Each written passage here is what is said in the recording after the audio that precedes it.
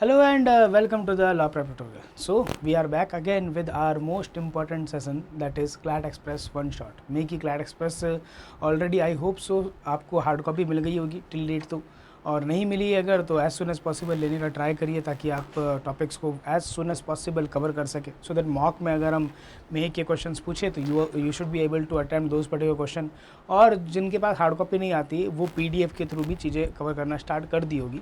But main concern थोड़ा सा रहता है हमारा कि सर टॉपिक थोड़ा क्लियर नहीं होता है एंड फिर डाउट पूछने पड़ते हैं, उसमें थोड़ा टाइम लगता है। और जो एलपीटी के स्टूडेंट है वो तो चलो पूछ ही लेते हैं, जो नॉन एलपीटीएन से जो ये पर्टिकुलर लेक्चर देखते हैं उनको वो टॉपिक क्लियर नहीं होता।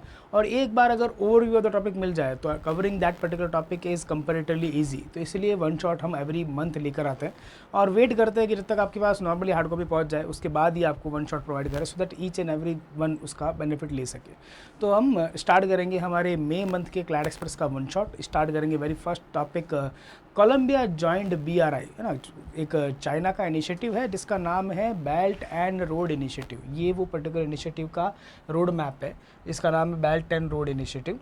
इनिशियली 2013 में चाइनीज़ प्रेसिडेंट जो है यानी कि सी जिनपिंग, उन्होंने ये पर्टिकुलर जो इनिशिएटिव अनाउंस किया था इन 2013 with the name of one belt one road. इसमें सिर्फ ये लैंड कंपोनेंट था, चाइना को via Central Asia region Europe से कनेक्ट करना था, मतलब ट्रेड को बूस्ट करने के लिए मेजरली लेकर आए थे, जिसके थ्रू इंफ्रा प्रोजेक्ट बनाएंगे like roads, railway lines, transmission lines, इस तरह के इंफ्रा प्रोजेक्ट बनेगा जो चाइना को वाया सेंट्रल एशिया यूरोप से कनेक्ट कर देगा। तो अभी जो चाइना ट्रेड कर रहा है विद द यूरोप वो majorly south Asia region, south east Asia वाला जो पर्टिकुलर पार्ट है, यानी कि जो मैरीटाइम वाला रूट है वो साउथ चाइना सी, फिर इंडियन ओशियन, फिर पूरा अफ्रीका या पर्शियन गल्फ, रेड सी, यहाँ से कर रहा है।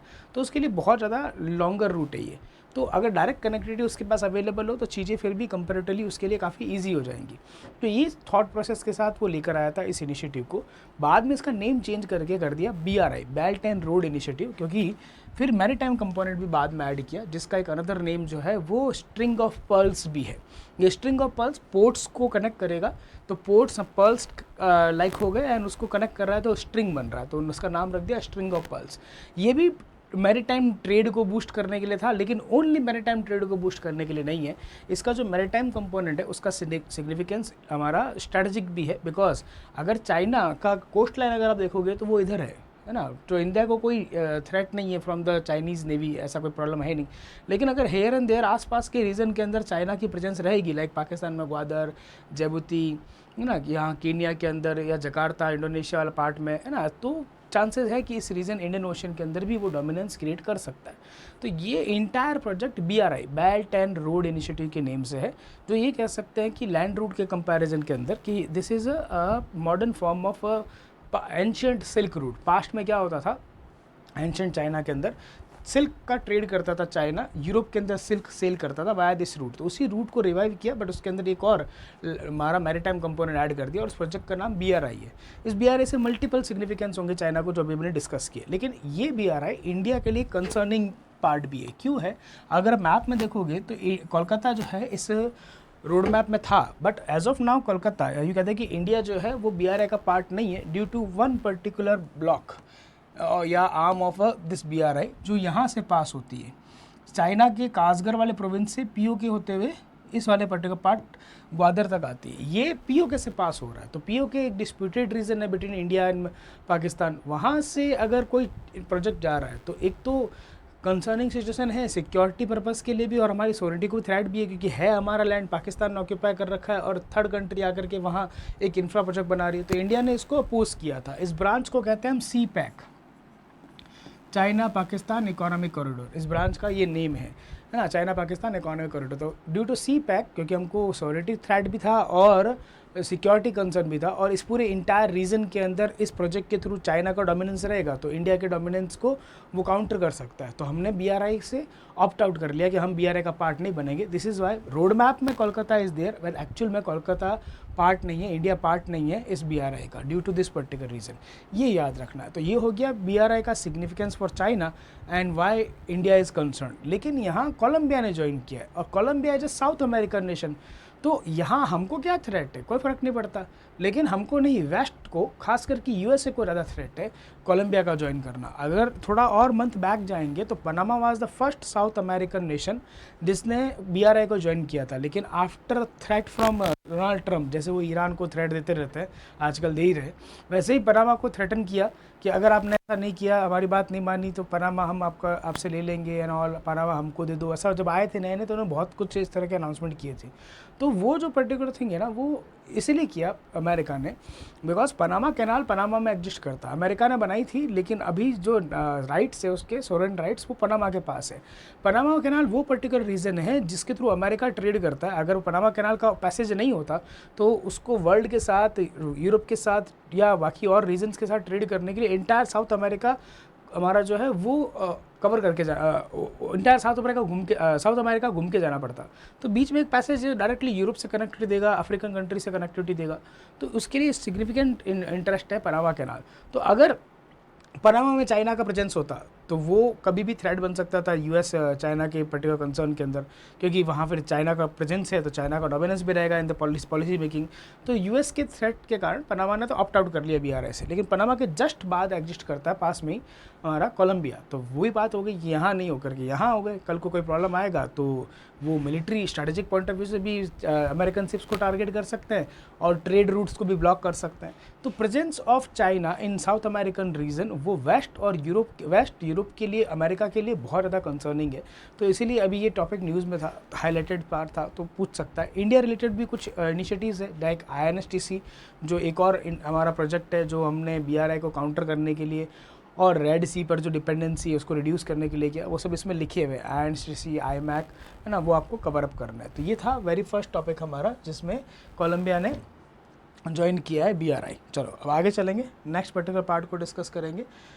अगला जो टॉपिक है वो हमारा है IMF से पाकिस्तान को लोन मिला है। IMF जो है 1944 के अंदर बना था, वाशिंगटन DC में एग्जिस्ट करता है। क्रिस्टलिना जॉर्जिवा जो है वो उसकी हेड है, और ये जो बॉडी है IMF, ये लोन्स प्रोवाइड करती है टू द लो इनकम या low middle income poor countries को, अगर उनकी इकोनॉमी में कोई स्ट्रक्चरल इश्यूज़ है, यानी कि इन्फ्लेशन टू मच हाई है, पोवर्टी बहुत हाई है, हंगर का इशू है, इन पर्पज़ के लिए लोन प्रोवाइड करता है मेजरली। अगर इकोनॉमी में बहुत ज़्यादा हमारा इन्फ्लेशन है या फिर बैलेंस ऑफ पेमेंट का क्राइसिस है, मतलब टू मच इंपोर्ट हो गया, एक्सपोर्ट है नहीं, अब हमारे पास रीपे करने के लिए पैसा अवेलेबल नहीं है, या लोन्स बहुत सारे लिए थे इन द पास्ट, लेकिन अभी जो है सिचुएशन इज़ लाइक कि सर रीपे तो नहीं कर सकते है ना, अब क्या करें, डिफ़ॉल्ट होने के चांसेस है, इस तरह का अगर कोई कंसर्न हो तो in that particular scenario IMF help करता है कंट्रीज़ को। क्योंकि अगर कोई इंडिविजुअल पर्सन बैंकरप्ट हो तो कोई खास फ़र्क नहीं पड़ता, आप असेट सेल करके रिकवर कर लोगे, लाइक विजय माल्या के केस में पॉसिबिलिटी है। लेकिन कंट्रीज़ जो है वो डिफ़ॉल्ट अगर हो जाती है तो फिर आप क्या ले लोगे उससे, कुछ भी नहीं। पॉसिबिलिटी थोड़ी कि आप अपनी कंट्री IMF को दे दो, ये पॉसिबल नहीं है। पास्ट में ग्रीस के साथ भी ऐसा हुआ था, तो हमने ग्रीस का पूरा लोन डेब्ट जो था वो रीस्ट्रक्चर किया था कि भाई ठीक है इतना बनता है लेकिन अभी इतना ही दे सकते हो, तो हम बाकी सबको राइट ऑफ कर देते हैं। वही चीज़ पाकिस्तान के साथ भी पॉसिबिलिटी हो सकती है। और पाकिस्तान को IMF ने इतनी बार लोन दिया है कि अगर कल को वो कह दे कि भाई मैं डिफ़ॉल्टर हूँ, मेरे पास कुछ नहीं अवेलेबल है, तो सिर्फ IMF को इम्पैक्ट नहीं आएगा, वर्ल्ड की इकोनॉमी को इम्पैक्ट आएगा। तो इस बार वो फिर से गया था लोन लेने के लिए, इंडिया ने इसको अपोज़ किया, लेकिन IMF में अपोज़ करने का जो मीनिंग है वो एब्सेंट फ्रॉम द वोटिंग है, मतलब आप या तो फेवर में वोट कास्ट कर दो या फिर एब्सेंट हो जाओ, नो कहने का राइट अवेलेबल नहीं है ना इन IMF। तो इंडिया इसीलिए जो है एब्सटेन किया था इस इंटायर वोटिंग को इन द IMF। कितना मनी रिक्वायर्ड था, तो ओवरऑल 7 बिलियन जो है उसको IMF की एक फैसिलिटी, एक्सटेंडेड फंड फैसिलिटी, जो स्ट्रक्चरल रिफॉर्म्स, इकोनॉमिक इश्यूज़ को रिजॉल्व करने के लिए हमारा अवेलेबल है, IMF के पास एक अवेलेबल ऑप्शन है, वहाँ से मिलता है। तो 7 बिलियन का लोन है, लेकिन एक साथ पैसा नहीं मिलता, ट्रेंचेस में, पार्ट्स में, EMI की फॉर्म में मिलेगा एक एक करके। तो इस 7 बिलियन के डिमांड में से 2.3 तो मिल गया, इस 2.3 को पास कर दिया IMF ने, and 1 billion immediately after just voting immediately release कर दिया, रिमेनिंग 1.3 अब करेंगे। और 1.3 और एक्स्ट्रा और दिया है फ्रॉम अनदर फैसिलिटी जिसका नाम है रेजिलियंस एंड सस्टेनेबिलिटी फैसिलिटी। ये क्या होता है, स्पेसिफिकली जो लॉन्गर टर्म के इम्पैक्ट है, क्लाइमेट चेंज का इम्पैक्ट है, पुअर्टी, हंगर जो इश्यूज़ है जिसको रिजॉल्व होने में टाइम लगेगा, जिसका इम्पैक्ट भी लार्जर पॉपुलेशन पर लार्जर पीरियड तक रहेगा, उसको अलग फैसिलिटी से लोन देते हैं। तो 1.3 जो है बिलियन डॉलर का लोन यहाँ से मिला था। बट इस लोन के पाकिस्तान को लोन IMF दे रहा था, वाई इंडिया इज़ अपोजिंग, तो इंडिया ने कुछ पर्टिकुलर पॉइंट्स हाईलाइट किए कि why we are opposing this particular thing. तो इंडिया सेड कि देखो पाकिस्तान को आपने पास्ट में बहुत सारा लोन दिया है, 35 ईयर्स में 28 टाइम्स लोन दिया है, तो इतनी बार कोई लोन लेगा अपनी इकोनॉमी को रिवाइव करने के लिए, तब तक तो कुछ तो किया होता, लेकिन कोई खास बेनिफिट इसके अंदर है नहीं। जब कोई खास बेनिफिट नहीं है, इट मीन्स रिफॉर्म जो भी वो कर रहा है वो उतने हमारे ऑन पेपर तो अच्छे लग रहे होंगे, लेकिन प्रैक्टिकली वो उतने सक्सेसफुल है नहीं। तो taking loan again and again और रीपेइंग अनदर लोन, ये तो क्या वर्क करेगा कि मैंने एक बैंक से लोन लिया, फिर दूसरे बैंक से लोन लेके उसकी EMI पे की, फिर किसी और से बैंक लेकर के इसकी EMI पे की, ये वर्क नहीं करेगा। इसीलिए आप ग्लोबल इकोनॉमिक सिक्योरिटी को थ्रेटन कर रहे हो अगर और लोन देते हो पाकिस्तान को तो। लेकिन इसमें मेन इंपॉर्टेंट जो कंसर्न है वो है लोन के मनी को आप यूज़ कैसे करते हो। तो इंडिया इज सेइंग कि पाकिस्तान की इकोनॉमिक पर्सपेक्टिव में आर्मी का बहुत इन्वॉल्वमेंट है, क्योंकि वर्ल्ड की ओनली आर्मी जो ट्रेड भी करती है ना, बिजनेस भी कर रही है, वो पाकिस्तान की आर्मी है। वो सब कुछ लैंड भी सेल करती है ना, वो ऑयल भी गैस भी सेल करती है ना, बहुत सारे गुड्स में वो ट्रेड करती है। तो वर्ल्ड की ऐसी इकलौती आर्मी है जो इस तरह का काम करती है। बट उनका डोमिनेंस बहुत ज़्यादा है इन पॉलिसी मेकिंग जो इकोनॉमिक पॉलिसी रिलेटेड रहता है। तो अगर कल को कोई रिफॉर्म कर भी दे, लेकिन उनसे लगता है कि आर्मी के जो रिलेटेड बिजनेसेस है उनको इम्पैक्ट हो रहा है, तो फिर वो होने ही नहीं देंगे हमारा इस तरह का कोई particular changes. Secondary particular part is using that money not only for the economic benefit, उसमें से बहुत मेजर पोर्शन जो है वो टेररिज्म को प्रमोट करने में रहता है, जिसके प्रूफ्स अवेलेबल है। पास्ट में FATF का ग्रे लिस्ट जो है उसमें भी पाकिस्तान था, अभी नहीं है। Till date we are discussing this particular topic, तब तक तो नहीं है। हाँ, फ्यूचर में हो जाए कुछ दिन बाद में, और आप इसको कुछ दिन बाद देख रहे हो, तो इट डजेंट मीन कि नहीं ये इन्फॉर्मेशन रॉन्ग है। जिस दिन ये पर्टिकुलर हमारा सेशन है उस दिन तक अकॉर्डिंगली तो नहीं हुआ था। तो FATF में एडिशन मतलब you are misusing money, money laundering को प्रमोट कर रहे हो, हवाला जैसे सिस्टम्स को प्रमोट कर रहे हो, टेररिज्म को आप जो है स्पॉन्सर कर रहे हो। तो इस तरह के इश्यूज़ पाकिस्तान के साथ है, लेकिन फिर इंडिया ने अपोज किया था इसको और एब्सेंट कर दिया था। लेकिन इंटरेस्टिंग पार्ट ये है कि IMF में लोन लेने के लिए आपके पास कितने % का फेवर होना चाहिए मेंबर्स में से। तो हर मेंबर को उसकी इकोनॉमिक स्ट्रेंथ के अकॉर्डिंग कुछ वोटिंग राइट्स मिल रखे हैं, 1%, 2%, 3%। सबसे हाईएस्ट USA के पास है 16.5659 समथिंग। लेकिन अगर आपको वहाँ से IMF से लोन रिक्वायर्ड है किसी भी फैसिलिटी से, तो एटलीस्ट 85% वोट्स आपके फेवर में होने चाहिए। It means without the support of USA it is not possible कि आपको मनी मिल सके। Without the support of USA it is not possible कि आपको पैसा नहीं मिलेगा। यानी कि एक अनडिक्लेयर्ड वीटो है। अनडिक्लेयर्ड वीटो मतलब कि ऐसा कोई ऑफिशियली वीटो नहीं दिया है हमने कि आपके पास यस और नो कहने का राइट है, लेकिन इतनी पावर, इतना वोटिंग राइट अवेलेबल है कि US अगर नो कह दे तो लोन नहीं मिलेगा, US अगर यस कह दे तो मेजॉरिटी चांसेस है कि लोन मिल सकता है। तो दिस इज़ वाई वो एक हमारा इनफॉर्मल वीटो अवेलेबल है USA के पास इन IMF, जिसके थ्रू वो ब्लॉक कर सकता है किसी भी चीज़ को।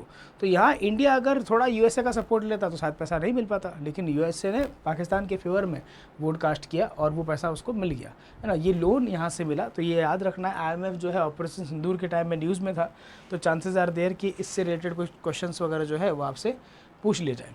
सिमिलरली इसी पर्टिकुलर ऑपरेशन सिंदूर वाले पर्टिकुलर पार्ट के अंदर एक और भी कंट्री न्यूज़ में था जो था तुर्की। तुर्की जो है वो न्यूज़ में इसीलिए था बिकॉज ड्यूरिंग द ऑपरेशन सिंदूर तुर्की ने without any particular doubt Pakistan को सपोर्ट किया था। उसका एक वॉरशिप जो है वो पाकिस्तान के कराची पोर्ट पर एस्टेब्लिश था फ्यू डेज़ के लिए। उसके बाद के अंदर अच्छा एक टॉपिक और भी है हमारा, ठीक है, इसके बाद है आई थिंक सो वो टॉपिक, या थर्ड या फोर्थ या फिफ्थ टॉपिक होगा। पहले इसको कर लेते हैं, ये भी अपने आप में कंसर्न ऑपरेशन सिंदूर से रिलेटेड ही पार्ट है ना, पहले ये कर लेते हैं। तो इंडिया का जो कंसर्न है वो न्यूक्लियर आर्सेनल्स ऑफ पाकिस्तान से भी है। ऐसा क्यों है कि इंडिया को कंसर्न है न्यूक्लियर आर्सेनल ऑफ पाकिस्तान से? मेजर इंपॉर्टेंट पर्टिकुलर पार्ट है कि देखो इंडिया के पास भी न्यूक्लियर वेपन है और पाकिस्तान के पास भी न्यूक्लियर वेपन है, लेकिन हम एक रेस्पॉन्सिबल न्यूक्लियर स्टेट है। ऐसा नहीं है कि हम धमकी देते हैं कि we will use our nuclear weapons, है ना, ऐसा नहीं करते हम। लेकिन पाकिस्तान ये काम पास्ट में भी कर चुका है और अभी ऑपरेशन सिंदूर के टाइम पीरियड में भी किया था। एक थ्रेट, एक डिटरेंस क्रिएट किया था कि we will use our nuclear weapons and all. अब न्यूक्लियर वेपन कोई छोटा दीवार पटाखा तो है नहीं कि ठीक है फोड़ खाली साउंड तेज आएगी। एक्चुअल में उसका जो इम्पैक्ट है वो हमने हिरोशिमा नागासाकी जो हुआ था 1945 अगस्त 6 अगस्त 9 को, उसमें हमने देखा है कि क्या हो सकता है, क्या कर सकता है वो। तो वर्ल्ड का first and last use till date ये है ना हमारा इस पूरे इंटायर न्यूक्लियर यूज़ का वो एक ही है। तो उसका जो इम्पैक्ट था, उसका जो लेवल था, उससे मल्टीपल टाइम्स हायर आज हम लोग कंट्रीज़ के पास में जो है न्यूक्लियर बॉम्ब्स अवेलेबल है। तो कोई भी एक कंट्री लॉन्च कर दे तो इट मीन्स कि अब वो थर्ड वर्ल्ड वॉर वाला पर्टिकुलर पार्टी आने वाला है। इंडिया ने ऐसा कुछ कंसर्न रेज किया कि देखो, एक तो बार बार न्यूक्लियर डिटरेंस, न्यूक्लियर थ्रेट हमको देना ये सही नहीं है, क्योंकि ये वर्ल्ड के पीस के लिए अच्छी बात नहीं है। और एक होता है न्यूक्लियर एक्सपांसन, कि ऐसी पर्टिकुलर कंट्री को न्यूक्लियर टेक्नोलॉजी या न्यूक्लियर वेपन्स देना जिसके पास ऑलरेडी नहीं अवेलेबल है, जैसे ईरान है, तो वो भी एक तरह का न्यूक्लियर एक्सपांसन ही है कि वर्ल्ड में कुछ कंट्री है जिनके पास न्यूक्लियर बॉम्ब है, ठीक है, कोई दिक्कत नहीं, लेकिन बाकी और कोई नहीं बनाएगा। ये न्यूक्लियर एक्सपांसन होता है हमारा। तो पाकिस्तान का हिस्ट्री पास्ट में ऐसा रहा है कि उनके जो फाउंडिंग फादर थे of nuclear program, AQ Khan, Abdul Qadeer Khan, उन्होंने ईरान को, नॉर्थ कोरिया को, है ना, इस तरह की कंट्रीज़ को इस न्यूक्लियर टेक्नोलॉजी सेल किया है for in the exchange of money only, पैसे के बदले में हमारा। तो इस तरह का पार्ट अगर वो अब पास्ट में किया है उसने, हो सकता है फ्यूचर में और कर दे। हो सकता है कोई बैंक लोन देने से मना कर दे, कंट्री लोन देने से मना कर दे, वो डिफॉल्टर होने वाला है, वो कह देगा ठीक है हम आपको न्यूक्लियर वेपन दे रहे हैं, हमको बदले में इतना $1 बिलियन दे दो। तो उसको क्या है, पैसे के लिए वो चीज़ पॉसिबल हो सकती है। और मेन इंपॉर्टेंट पार्ट पाकिस्तान में है थोड़ा एक्सट्रीमिस्ट का इन्वॉल्वमेंट, है ना, टेररिज्म का बहुत ज़्यादा वहाँ पर control in the entire region. जैसे बलूचिस्तान वाला पर्टिकुलर पार्ट है, तो BLA जो लिबरेशन आर्मी है, वो मान लो जैसे ट्रेन हाईजैक करती है, तो कल को वो न्यूक्लियर फैसिलिटी भी तो अपने अंडर ले सकती है ना, वो एक और वर्ल्ड के लिए थ्रेट है। तालिबान कल को अटैक कर दे ऑन पाकिस्तान और कोई न्यूक्लियर फैसिलिटी जो अपने अंडर ले ले, तो टेररिज्म क्योंकि इतना हाई लेवल के ऊपर वहाँ पर हमारा स्पॉन्सर्ड है, पॉसिबिलिटी है कि एक रिस्क है कि टेररिस्ट के हाथ में भी न्यूक्लियर वेपन्स वगैरह जो है वो जा सकते हैं। कंट्री तो फिर भी एक बार रेस्पॉन्सिबिलिटी सोच ले कि भाई ये करना चाहिए कि नहीं करना है, टेररिस्ट ग्रुप इतना नहीं सोचेगा। तो इंडिया ने कुछ पर्टिकुलर कंसर्न रेज किए, किसके सामने, IAEA के सामने, इंटरनेशनल एटॉमिक एनर्जी एजेंसी 1957 में बनी थी, वियना ऑस्ट्रिया में ये एग्जिस्ट करती है। इसका काम है इंटायर वर्ल्ड के अंदर जो न्यूक्लियर एनर्जी, न्यूक्लियर प्लांट्स वगैरह जो है ना, उनको रेगुलेट करना, मॉनिटरिंग करना प्रॉपरली कि न्यूक्लियर मटेरियल को आप जो यूज़ कर रहे हो वो किस पर्पज़ के लिए कर रहे हो, सिविल पर्पज़ के लिए, मिलिट्री पर्पज़ के लिए। ये इस बॉडी का काम है, वियना ऑस्ट्रिया में जो एग्जिस्ट करती है। इसको इंडिया ने कहा कि प्लीज़ आप ये चीज़ करो, लेकिन चांसेस बहुत रेयर है कि ये बॉडी कुछ कर पाएगी। क्यों नहीं कर पाएगी? बिकॉज ये पर्टिकुलर जो बॉडी है हमारी, वो इंडिपेंडेंटली वर्क नहीं करती, विल डिस्क्रिप्शन से वर्क नहीं करती। ये बॉडी वर्क करती है on the advice of UN, और मेजरली UNSC, ऐसा कहे तो ज़्यादा सही रहेगा। UNSC अगर यस कहे कि हाँ जाओ, there is a case of non compliance, या हमको लगता है कि देयर इज़ अ थ्रेट, जैसे अभी ईरान के केस में हुआ था, तो फिर वो हमारा बॉडी एक्ट करेगा, है ना। और नॉर्मली ये पाकिस्तान का इंटरनल अफेयर है, वो ये भी कह सकता है ना, ये तो एक काइंड ऑफ प्रोवोकेशन है, आप किसी और को हमारे अगेंस्ट धमका रहे हो, तो वो भी पॉइंट हो सकता है कि भाई किसी के पास न्यूक्लियर स्टेट है, वो करा कि नहीं करा वो एक अलग पार्ट है, बेस्ड ऑन स्पेकुलेशन ओनली क्या ऐसा कर सकता है। तो आप किसी के सोवरेन डिसीजन मेकिंग में इंटरफेयर नहीं कर सकते।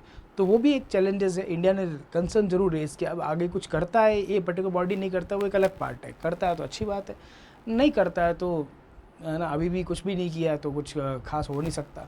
लेकिन इस टॉपिक में और क्या क्या पढ़ना है, न्यूक्लियर एनर्जी आजकल बहुत न्यूज़ में, ईरान इसराइल वाले पर्टिकुलर पार्ट के अंदर भी मेजर जो कंसर्न है ना, वो यही वाला पार्ट है कि ईरान के पास किसी भी वजह से किसी भी तरह से नहीं आना चाहिए ओवरऑल न्यूक्लियर टेक्नोलॉजी है। उसके पास न्यूक्लियर यूरेनियम बहुत अवेलेबल है, उसने इनरिचमेंट प्लांट्स भी बना रखे हैं, लेकिन जो न्यूक्लियर मिलिट्री ग्रेड का चाहिए उसको, यूरेनियम 235, वो इतना अवेलेबल नहीं है उसको, वो टारगेट उतना इनरिच उसने नहीं किया अभी तक। इसीलिए वहाँ पर कंटिन्यूसली अटैक हो रहा है कि इसके पास नहीं हो, क्योंकि वहाँ एक रीजनल इम्बैलेंस हो सकता है। तो वर्ल्ड में इस तरह की पर्टिकुलर कुछ ट्रीटीज़ है जो न्यूक्लियर एक्सपांसन को कंट्रोल करती है, जिसमें सबसे पहला आता है NPT, 1968 का हमारा NPT ट्रीटी।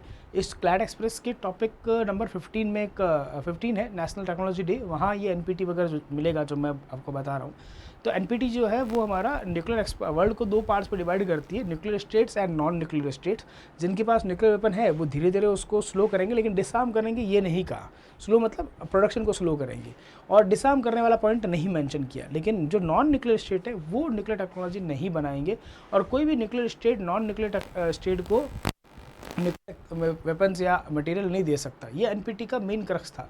इंडिया ने इसको मना कर दिया कि नहीं, हम इसको ज्वाइन नहीं करेंगे। इंडिया पाकिस्तान दोनों ही जो है NPT के सिग्नेटरी नहीं है, बिकॉज ये वर्ल्ड को 2 पार्ट में डिवाइड कर रहा है। जिसके पास है वो हमारा न्यूक्लियर वेपन रखेगा, जिसके पास नहीं है वो नहीं करेगा। तो ये तो थ्रेट हो गया ना, जैसे यूक्रेन के ऊपर अटैक किया, अगर उसके पास न्यूक्लियर वेपन होते तो शायद वो अटैक नहीं करता। इसराइल और ईरान के केस में भी यही है, ईरान के पास अगर पहले से ही होता न्यूक्लियर वेपन तो चांसेस ही नहीं था कि इसराइल अटैक कर सकता उसके ऊपर, ठीक है। ये मेन कंसर्न था NPT में, तो इंडिया ने मना कर दिया। नेक्स्ट पार्ट 2-3 और ट्रीटीज़ आती है, जैसे कि CTBT comprehensive test ban treaty. ये कहता है कि आप कहीं भी न्यूक्लियर टेस्ट नहीं कर सकते, ग्राउंड पर, अंडरग्राउंड में, वाटर पे, एटमॉस्फेयर में, स्पेस में भी नहीं कर सकते, और स्पेस को पीसफुल पर्पस के यूज़ करेंगे उसके लिए एक अलग सी ट्रीटी एग्जिस्ट करती है जिसका नाम है आउटर स्पेस ट्रीटी, है ना। ये आपको याद रखना है, इंपॉर्टेंट है हमारा पार्ट। फिर नेक्स्ट जो पार्ट आता है वो आते हैं 3 regulations, 3 more regulations are there. एक है हमारा ऑस्ट्रेलिया ग्रुप, एक है वासेनार एग्रीमेंट, और एक है MTCR यानी कि मिसाइल टेक्नोलॉजी कंट्रोल रिजिम। नाम सजेस्ट कर रहा है क्या कंट्रोल कर रहे हो, मिसाइल की टेक्नोलॉजी को कंट्रोल कर रहे हो ताकि वो रॉन्ग हैंड्स में नहीं जाए, बिकॉज 2 तरह की मिसाइल होती है, बैलिस्टिक एंड क्रूज मिसाइल। तो क्रूज मिसाइल जो है हमारा वो नॉर्मली ज़्यादा डेंजरस होती है, जो अगर पैराबोलिक कर्व बना रहा है तो बैलिस्टिक मिसाइल हो गया, और एक हायर डिस्टेंस तक जाना है, लॉन्ग रेंज तक जाना है, तो नॉर्मली जो हमारा टाइप ऑफ मिसाइल होता है बैलिस्टिक ही होता है, तो वो रडार में कैप्चर होने के चांसेस पूरे रहते हैं, या तो टू मच हाई स्पीड का हो तो रडार कैप्चर नहीं कर सकता। सो जो नेक्स्ट 3 हमारे रेगुलेशंस आते हैं उसमें आता है Australia group, Wassenaar agreement and हमारा MTCR। ये तीनों बहुत इंपॉर्टेंट है, इनमें तीनों में डिफरेंसेस आपको पता होने चाहिए। MTCR as the name suggest missile technology control regime, 2 तरह की मिसाइल्स होती है बेस्ड ऑन द ट्रेजेक्ट्री। एक हमारा बैलिस्टिक मिसाइल होता है, पैराबोलिक कर्व की फॉर्म में जाता है, अगर लॉन्ग रेंज तक मेरे को हिट करना है तो मैं नॉर्मली बैलिस्टिक यूज़ करूँगा, लेकिन क्योंकि लॉन्ग रेंज तक जाना है तो बैलिस्टिक को एक हाइट भी अचीव करनी पड़ेगी। वही आपने स्कूल में पढ़ा होगा प्रोजेक्टाइल मोशन, है ना। तो एक पर्टिकुलर मैं अगर स्टोन को थ्रो करता हूँ, मेरे को लॉन्गेस्ट डिस्टेंस तक जाना है तो पहले एक हाइट भी अचीव करनी पड़ेगी। तो बैलिस्टिक जो है वो लॉन्गर रेंज के लिए यूज़ होती है, लेकिन वो क्रिटिकल भी होती है, एक रेंज से बियॉन्ड हो, एक पर्टिकुलर स्पीड से बियॉन्ड हो तो भी रडार वगैरह उसको कैप्चर नहीं कर सकते। लेकिन क्रूज मिसाइल जो है वो parallel to the ground at lower altitude work करता है, तो वो अगर लॉन्ग रेंज का रहेगा तो थ्रेट और ज़्यादा इंक्रीज़ होगा, बिकॉज रडार उसको कैप्चर नहीं कर पाएंगे। तो जो MTCR है वो दोनों पर एप्लीकेबल है, बैलिस्टिक पर भी है और क्रूज़ पे भी है, लेकिन main focus on the ballistic missile की बजाय क्रूज़ मिसाइल के ऊपर है, कि क्रूज़ मिसाइल अगर रेंज बियॉन्ड 300 किलोमीटर है किसी क्रूज़ मिसाइल का, तो वो टेक्नोलॉजी आप किसी को नहीं दे सकते। अगर आपको वो टेक्नोलॉजी एक्सपोर्ट करनी है तो आप MTCR के मेंबर होने चाहिए, या आपके पास टेक्नोलॉजी नहीं है but you want that particular technology यानी इंपोर्ट करनी है, तो भी आपको उसी पर्टिकुलर कंट्री से करना पड़ेगा जो MTCR का मेंबर है, और आप खुद भी MTCR के मेंबर होने चाहिए। तो इंडिया भी MTCR का मेंबर है, तो ये एक तो आपको ये ट्रीटी याद रखनी है।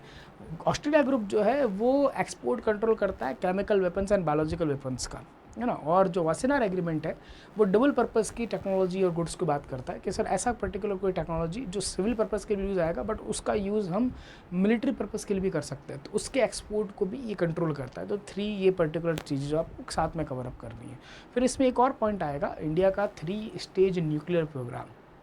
3 stage nuclear program basically based है ऑन फ्यूल, जो आप यूज़ ले रहे हो to generate electricity using nuclear fuel.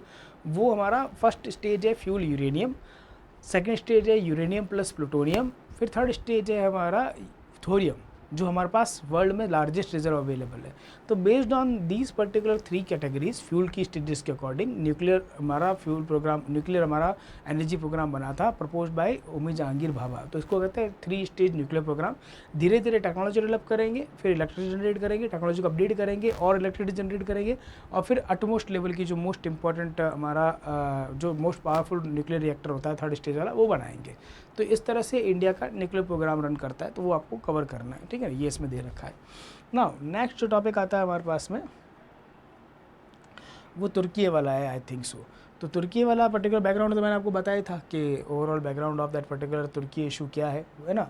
तो तुर्की ने सपोर्ट किया था, तो दोनों के, तुर्की के और पाकिस्तान दोनों के क्या है, वेस्टेड इंटरेस्ट है इन ईच अदर। कैसे कि तुर्की जो है ओपनली सपोर्ट करता है पाकिस्तान को ऑन कश्मीर इशू, या जो आर्टिकल 370 रिवोक किया था, है ना, उसको लेकर के वो हमारा कंटिन्यूसली सपोर्ट करता है। तुर्की जो है पाकिस्तान को सपोर्ट करता है। क्यों करता है? Because of one another issue, जहाँ आई थिंक इससे ऊपर वाला टॉपिक में है तुर्की वाला पार्ट, हाँ यहीं पर है, नहीं ये नहीं है।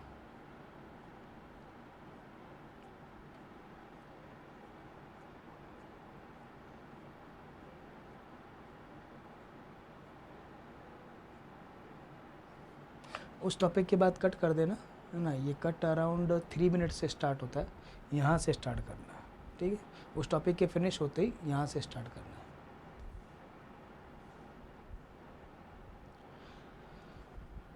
ना जो नेक्स्ट टॉपिक आता है हमारे पास में वो है Trump visit to Middle East. ये Trump visit to Middle East वाला जो पर्टिकुलर टॉपिक है, ये यहाँ ट्रम्प गए थे, उन्होंने मिडिल ईस्ट की फ्यू कंट्रीज़ के साथ डील साइन किया था। और मिडिल ईस्ट जो है वो अभी बहुत ज़्यादा इंपॉर्टेंट है, और ईरान और इसराइल के क्राइसिस के कारण तो और ज़्यादा इंपॉर्टेंट है। तो यहाँ गए थे। तो middle east is very important for America, because इस रीजन के अंदर अभी अमेरिका का डोमिनेंस है ना। जो कॉन्फ्लिक्ट है वो रिलीजियस बेसिस के ऊपर भी अवेलेबल है, आइडियोलॉजिकल डिफरेंसेस के कारण बिटवीन शिया एंड सुन्नी। लेकिन जो मिडिल ईस्ट को रूल कर रहा है या ओवरऑल मिडिल ईस्ट के अंदर जो लीड कर रहा है वो सऊदी अरेबिया लेड ग्रुप है जो सुन्नी मुस्लिम्स का है। लेकिन यहाँ डोमिनेंस इस सऊदी अरेबिया लीड ग्रुप के ऊपर यूएसए का है। यूएसए जो कहता है नॉर्मली वो पर्टिकुलर कंट्रीज उसकी बात को मानती है। इस पावर बैलेंस को वो मिस नहीं होने देना चाहता। और यहाँ एक और उसका थ्रेट और अलाय दोनों है ना। थ्रेट है ईरान और अलाय है इसराइल। अब इसराइल और इंटायर अरब स्टेट वो आपस में कॉन्फ्लिक्ट है, उनका बहुत ओल्ड एज कॉन्फ्लिक्ट है। ईरान इसराइल का जो कॉन्फ्लिक्ट है वो अलग है ना। जो सिया सुन्नी का कॉन्फ्लिक्ट है वो अलग है, और अरब वर्सेस ज्यूइश का जो इशू है वो बिल्कुल सेपरेट है। तो ट्रम्प चाहता है कि इस पूरे इंटायर रीजन के अंदर जो मेरा थ्रेट है ईरान, उसके पास न्यूक्लियर वेपन नहीं आ जाए, और बाकी पूरे इंटायर रीजन के अंदर मेरा कंट्रोल डोमिनेंस रहे। क्योंकि इसराइल तो बाय डिफ़ॉल्ट जो उसका पार्ट है ही है, तो वो तो ज्यूइश स्टेट के साथ ही है। अरब स्टेट के अंदर थोड़ा डोमिनेंस उसका और इंक्रीज़ हो, ताकि इस पूरे इंटायर रीजन को वो कंट्रोल कर सके। क्योंकि ऑयल प्राइसिंग है तो ऑयल मेजरली यूज़ करते हैं, तो ऑयल का पेमेंट डॉलर में होता है। तो वो चाहेगा कि भैया मेरा डोमिनेंस इन दिस रीजन रहे, ताकि मेरी इकोनॉमी को ज़्यादा इम्पैक्ट नहीं आए। सेकेंडरी पर्टिकुलर पार्ट यहाँ जो थ्रेट है ईरान, वो बहुत जल्दी न्यूक्लियर इनरिचमेंट कर सकता था, तो अभी आप अटैक देख ही रहे हो। तो वो पर्टिकुलर सिनेरियोज यहाँ शो करते हैं कि मिडिल ईस्ट जो है बहुत इंपॉर्टेंट है अमेरिका के लिए। तो अभी ये मिडिल ईस्ट गए थे, और वहाँ पे जो चेंजेस डेवलप हो रहे हैं उसको रिजॉल्व करने की ट्राई की, उसको अपने फेवर में करने का ट्राई किया, और साथ ही साथ में ट्रेड और डील साइन की majorly with Saudi Arabia. $600 billion का जो बहुत बड़ा इन्वेस्टमेंट है, उसमें लार्जेस्ट जो वेपन्स डील है वो भी अभी उन्होंने हमारा की थी, है ना, विद सऊदी अरेबिया। और यूएई और कतार को भी उन्होंने जो है वो बोइंग सेल किए, है ना। तो अब देखते हैं उस डील का भी क्या होता है आफ्टर दैट अहमदाबाद क्रैश, वो करते हैं नहीं करते हैं, वो एक अलग पर्टिकुलर पॉइंट है। लेकिन मिडिल ईस्ट क्योंकि बहुत इंपॉर्टेंट है, तो यहाँ एक इंपॉर्टेंट डेवलपमेंट सीरिया में भी हुआ। क्योंकि सीरिया में दिसंबर 24 के अराउंड आपने पढ़ा होगा इन द क्लैड एक्सप्रेस कि ओवरऑल जो है बशर अल असद लीड जो ग्रुप था, मतलब जो बशर अल असद जो सपोर्टेड थे प्रो रशिया के, वो ग्रुप हमारा कूप के कारण बशर अल असद कंट्री छोड़ के रशिया में चले जाते हैं।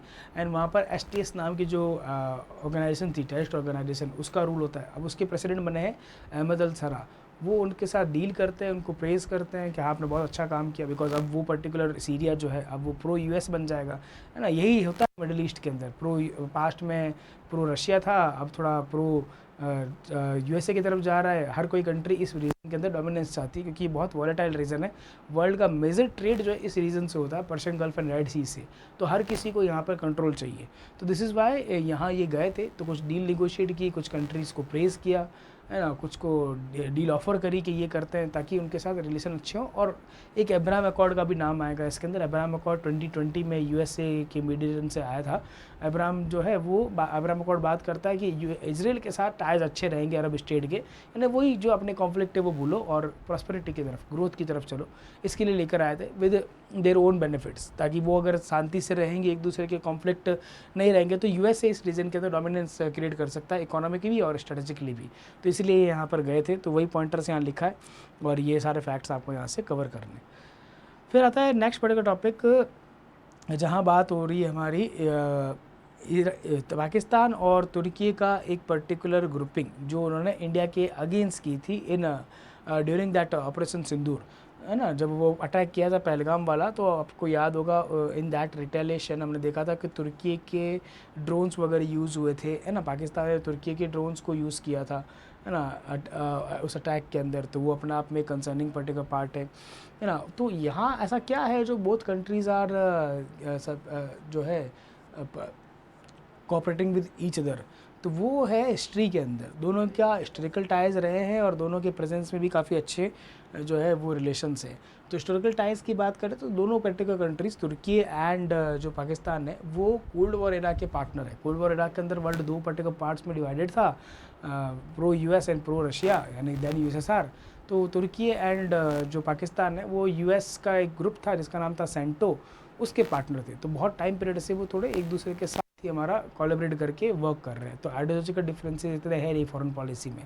दूसरा पार्ट है ये एक दूसरे को कॉन्फ्लिक्टेड एरिया के अंदर सपोर्ट भी करते हैं। जैसे पीओके वाले पर्टिकुलर कश्मीर वाले रीजन के अंदर पाकिस्तान को तुर्की का सपोर्ट है, तो बदले में साइप्रस का जो इशू है ना, ग्रीस और तुर्की के बीच का जो रीज़न है हमारा, जहाँ दोनों के पर्टिकुलर कॉन्फ्लिक्ट्स हैं, उसमें वो जो है सपोर्ट करता है, पाकिस्तान जो है सपोर्ट करता है तुर्की का। सिमिलरली ऑन अर्मेनिया अजरबैजान वाले पर्टिकुलर पार्ट के अंदर अजरबैजान को तुर्की सपोर्ट करता है, पाकिस्तान इज सपोर्टिंग अजरबैजान, और इंडिया जो है वो अर्मेनिया को सपोर्ट कर रहा है। तो और आर्म्स के बेसिस की अगर बात कर दी जाए तो आर्म्स सबसे ज़्यादा एक्सपोर्ट जो करता है पाकिस्तान को वो चाइना करता है, उसके बाद जो कोई करता है तो वो तुर्की करता है। तो इकोनॉमिक भी है, स्ट्रेटजिक भी है, और एक दूसरे को ग्लोबल फॉर्म पर सपोर्ट करना भी है। दीज आर द थिंग कि दोनों के वेस्टर्न इंटरेस्ट है एक दूसरे की कंट्री के अंदर। तो इसलिए यहाँ पर जो है पाकिस्तान को सपोर्ट कर रहा था तुर्की during that particular India's operation. इसके साथ इस टॉपिक में कुछ और चीज़ें भी है। एक है कुर्दिस्तान का डिमांड, जैसे पाकिस्तान में बलूचिस्तान का डिमांड है एक सेपरेट नेशन, एग्जैक्टली वैसे ही एक डिमांड है कि एक नया स्टेट बनाएंगे जिसका नाम रखेंगे कुर्दिस्तान, जो तुर्की से अलग होकर के बनेगा। उसका ये हिस्ट्री लिख रखा है ताकि आपको कुछ कवर करने की, एयर एंड देयर सर्च करने की रिक्वायरमेंट नहीं रहे। तो 1920 के अंदर क्या हुआ था कि जब ओटोमन एम्पायर हमारा इंडिपेंडेंट हुआ था ना, मल्टीपल पार्ट्स में डिवाइड हुआ था, तो इस रीज़न को यानी कि कुर्दिश लोगों को, कुर्दिश एक कम्युनिटी है जैसे बलूच एक कम्युनिटी थी पाकिस्तान में, उनको ऑटोनॉमी का प्रॉमिस किया था और कहा था कि जब ओटोमन एम्पायर जो हमारा डिसइंटीग्रेट होगा, पोस्ट ओटोमन एम्पायर डिसइंटीग्रेशन, आपको भी इंडिपेंडेंस दे देंगे। लेकिन बाद में एक ट्रीटी और साइन किया और मना कर दिया कि नहीं, आपको कोई ऑटोनॉमी नहीं मिलेगी, जो प्रॉमिस किया था मैंने 1920 में वो फुलफिल नहीं होगा। तो ये तो एक काइंड ऑफ रिफ्यूज़ल हो गया, एथनिक जो आइडेंटिटी थी उसको थ्रेट हो गया। तो वहाँ पर ओवरऑल जो गवर्नमेंट थी, तुर्किश गवर्नमेंट ने, उसने क्लियरली डिमांड को अपोज कर दिया। तो जब इस तरह का काम करोगे तो जो बलूचिस्तान में हुआ वो यहाँ भी होगा। तो यहाँ बहुत सारे ग्रुप्स लीड हुए जिन्होंने कहा कि भाई नहीं, हमारी एथिकल आइडेंटिटी है ना, उसको थ्रेट है, हमारे कल्चर को थ्रेट है, तो इस तरह से हम एक कुर्दिस्तान लेकर रहेंगे। तो ये ग्रुप है, मेन ग्रुप है हमारा PKK, इसका फुल फॉर्म तुर्किश लैंग्वेज में याद नहीं करना है, इसीलिए इंग्लिश का ट्रांसलेशन यहाँ लिखा है, कुर्दिस्तान वर्कर्स पार्टी, ये इन्होंने फॉर्म किया था। तो ये बेसिकली चाहता है कि एक पर्टिकुलर रीजन जो है वो अलग से हमारा सेपरेट हो फ्रॉम तुर्की और आसपास के थोड़े और रीजन से, और नया स्टेट बनाए, है ना फाइनली। तो अभी रिसेंटली एक और चीज़ भी हुआ था, इन्होंने अभी in this month only, last month only, मई के अंदर ही इस फोर्स ने सरेंडर कर दिया था, है ना, कि भाई नहीं, हमको फुल इंडिपेंडेंस नहीं चाहिए जो पहले चाहते थे, we can remain under the control of Turkish rule, बस हमको ऑटोनॉमी थोड़ी एक्स्ट्रा प्रोवाइड कर दो, जैसे नॉर्मली एक स्टेट को मिलती है with in a particular country. तो ये डिमांड शिफ्ट हुआ है, ये याद कर रहा है। इसके अलावा एक इमेज इसके अंदर और है, एक और कॉन्फ्लिक्ट का पार्ट है ना, वो कॉन्फ्लिक्ट है तुर्की एंड साइप्रस के बीच में, है ना। तुर्की एंड साइप्रस के बीच का ये छोटा सा इशू है ना, तो वो मैंने यहाँ ऐड कर दिया इन दिस इमेज, वो आप कवर कर सकते हो। साइप्रस एक इंडिपेंडेंट रीजन है, लेकिन साइप्रस को अगर आप मैप में अगर देखोगे तो साइप्रस दो पार्ट्स में डिवाइडेड है, बिकॉज यहाँ UN की बफर लाइन भी है, बफर जोन जिसको ग्रीन लाइन भी कहते हैं। साइप्रस का ये जो नॉर्दर्न इशू है ना, ये रीज़न है, ये तुर्की के अंदर है, बिकॉज यहाँ तुर्किश कम्युनिटी के काफ़ी सारे लोग रहते हैं। तो बहुत ओल्ड एज के अंदर इनके बीच में कॉन्फ्लिक्ट था, वही हमारा कल्चरल कॉन्फ्लिक्ट, एथनिसिटी का कॉन्फ्लिक्ट, जो बाद में आर्म रिबेलियन बन गया। ब्रिटिशर्स का यहाँ भी इन्वॉल्वमेंट है, दे प्रॉमिस्ड टू देम कि हम ऐसा करेंगे, लेकिन वो फुलफिल नहीं किया। तो ग्रीक सपोर्टेड भी यहाँ पर लोग थे और तुर्की सपोर्टेड भी लोग थे, और यहीं पर कॉन्फ्लिक्ट होता है इन दोनों के बीच में। तो UN सीज़फायर के लिए यहाँ बीच में एक रीजन लाइन बना देता है जिसको ग्रीन लाइन कहते हैं। तो ये तुर्किस कंट्रोल करता है, और ये रीजन जो है सपोर्टेड बाय ग्रीस जो है हमारा ऑपरेट करता है एज ए नेशन। तो यहाँ कूप भी हुआ था पास्ट के अंदर, है ना, तो वो सब कॉन्फ्लिक्ट जो आज भी रन कर रहा है। तो तुर्की हमेशा कहता है कि नॉर्दर्न पार्ट हमारा है, और कभी ज़रूरत पड़ेगी तो हम ये वाला पर्टिकुलर रीजन भी अपने अंडर ले लेंगे। तो वो कॉन्फ्लिक्ट है, तो ये याद रखना है आपको इसके थ्रू। इस इमेज के अंदर बैकग्राउंड जो है 2024 तक का लिखा हुआ है, उसके बाद अगर कुछ नया होगा तो हम देखेंगे। फिलहाल के लिए करंट तक जो हुआ है वो सब इसके अंदर मैंशनड है हमारा। नेक्स्ट टॉपिक आता है रोहिंग्याज, आई थिंक सो।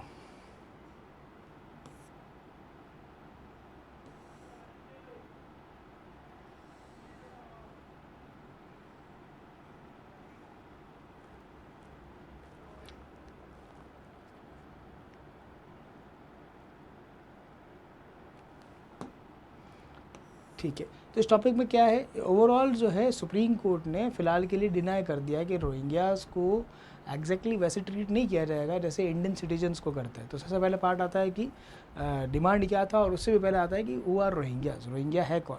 तो देखो, रोहिंग्या एक मुस्लिम माइनॉरिटी कम्युनिटी है इन म्यांमार, ठीक है। म्यांमार कंट्री जो है वहाँ वो एक मुस्लिम माइनॉरिटी है। कभी एक अराकान नाम का स्टेट एम्पायर हुआ करता था इंडिपेंडेंट, बट 1935 के अराउंड जो है इंडिया का जो पार्ट था बर्मा, उसको इंडिपेंडेंट डिक्लेयर कर दिया था। तो वो अराकान जो रीजन था ना, वो आज रखाइन स्टेट के नाम से है इन म्यांमार में। तो अराकान एक पूरा सेपरेट एम्पायर हो गया फॉर रोहिंग्या मुस्लिम्स, है ना, जो पास्ट में कभी था, लेकिन फिर बाद में वो पार्ट बना बर्मा का और इंडिपेंडेंट हो गया। जब बर्मा बना तो वो बुद्धिस्ट मेजॉरिटी रीजन था, वहाँ पर ये मुस्लिम्स कम्युनिटी जो है, मुस्लिम कम्युनिटी जो है रोहिंग्यास, वो माइनॉरिटी में हो गई। इनके बीच में वही मेजॉरिटी वर्सेज माइनॉरिटी का कॉन्फ्लिक्ट हुआ, आइडेंटिटी क्राइसिस हुआ। तो कॉन्फ्लिक्ट जब हुआ इनके बीच में, तो लार्ज स्केल पर माइग्रेशन हुआ इन माइनॉरिटीज़ का, रोहिंग्यास का, फ्रॉम रखाइन स्टेट। तो कहते हैं कि ये अब तक का लार्जेस्ट हमारा माइग्रेशन है इन ह्यूमन हिस्ट्री, जब तक हमको पता है तब तक है ना। वो माइग्रेशन में 8 to 10 लाख लोग हेयर एंड देयर आसपास की कंट्रीज़ में गए थे। उसमें से कुछ पर्टिकुलर लोग वाया बांग्लादेश इंडिया में भी आ गए थे। बांग्लादेश के अंदर कॉक्स बाज़ार नाम का एक प्लेस था, वहाँ ये एज एन रिफ्यूजी रह रहे थे, और फिर वहाँ से लैंड रूट से होते हुए या मैरीटाइम रूट से होते हुए कुछ लोग इंडिया में भी आए। नाउ दे डिमांडेड कि हमको भी इक्वल ट्रीट किया जाए, डिपोर्ट नहीं किया जाए। बट सुप्रीम कोर्ट ने मना कर दिया, आप इक्वल टू सिटीजन नहीं हो सकते। ठीक है, आप के ऊपर रिलीजियस रिपरकशंस हुए थे इन योर कंट्री, लेकिन इलीगल आए हो तो फिर इलीगल इमिग्रेंट की फॉर्म में ट्रीट करेंगे। तो उन्होंने मना कर दिया कोर्ट ने कि नहीं, एग्जैक्टली जो same fundamental right Indian citizens को मिले हैं वो आपको ही नहीं मिल सकता। ऐसा ज़रूरी नहीं है कि आपको एग्जैक्टली वैसे ही ट्रीट करेंगे, ठीक है ना। तो वो एक पॉइंट था इसके अंदर।